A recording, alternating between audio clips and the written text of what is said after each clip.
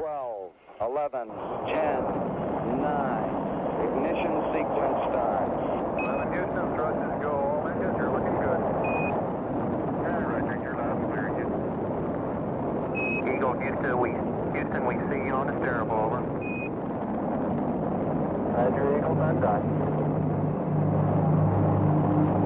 Roger, hide the button.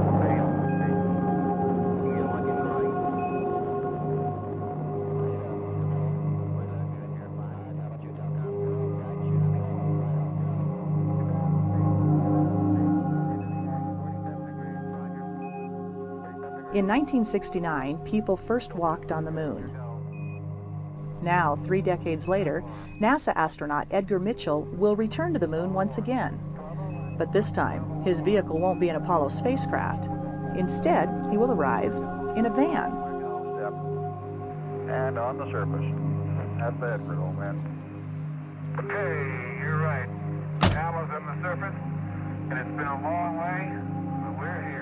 Well, this isn't actually the moon. It's Craters of the Moon National Monument in central Idaho, one of the most interesting geologic sites you'll ever experience, without a rocket. That's why astronaut Mitchell is here today, and why his NASA training brought him here 30 years ago, just before he went to the moon.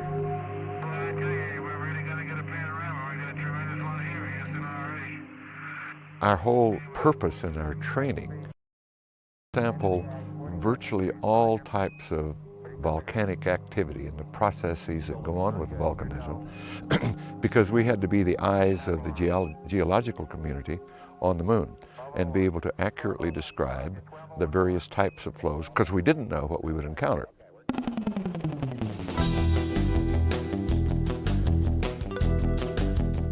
During the Apollo program, Edgar Mitchell came here with 3 other astronauts, Alan Shepard, Joe Engle, and Eugene Cernan.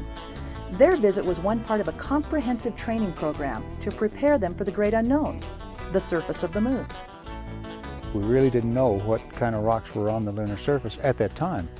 So Craters of the Moon was one of the, in my opinion, in retrospect, Craters of the Moon was one of the really valuable places to come and look at and study lava flows. Well, the Craters of the Moon is a spectacular place, and it's an ideal place to study a high, broad range of the geologic impact.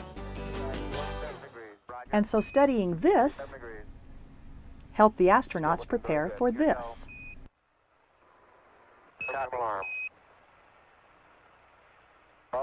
But how similar is Craters of the Moon National Monument to the actual moon?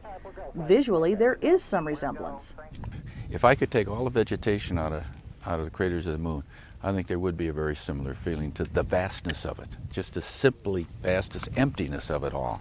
It has this peculiar, eerie beauty like these flows do here that are magnificent. I mean, they excite your imagination.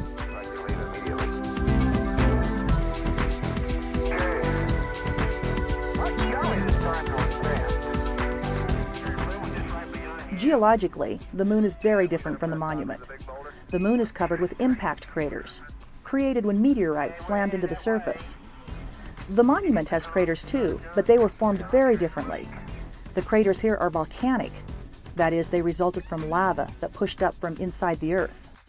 Often the lava just flowed out of huge cracks, but sometimes it exploded, creating volcanoes and craters.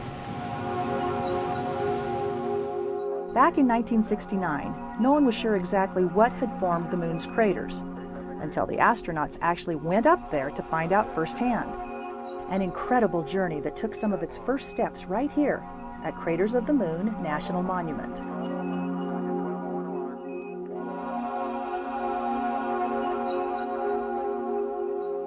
Today, Craters of the Moon is still one of the best places in the world to study geology. That's why the National Park Service is dedicated to preserving this area for scientists and for everyone. This place has spent hundreds of centuries making itself look like this. And there ain't any place else that looks like this. And therefore this is such a unique and such a beautiful place in its own way. Nothing else can touch this place.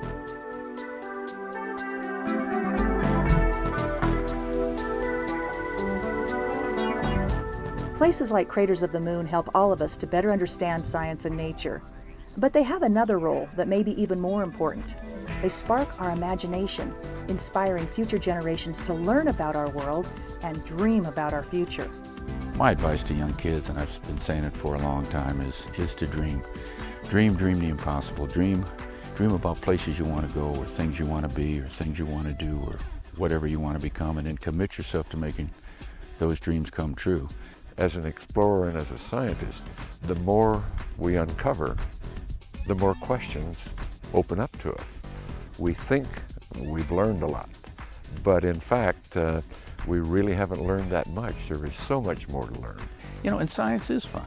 Science is fun. We had fun on the moon. We had fun on our geology excursions. My life is devoted to learning, and it's exciting. And to teaching others and helping others learn is really what it's all about. And don't be afraid to make a mistake. We've all made them, God knows, but make a mistake, you learn from it, you try and try and try again, because if you're afraid to make a mistake, you'll never try. And if you never try, you'll never taste sweet success.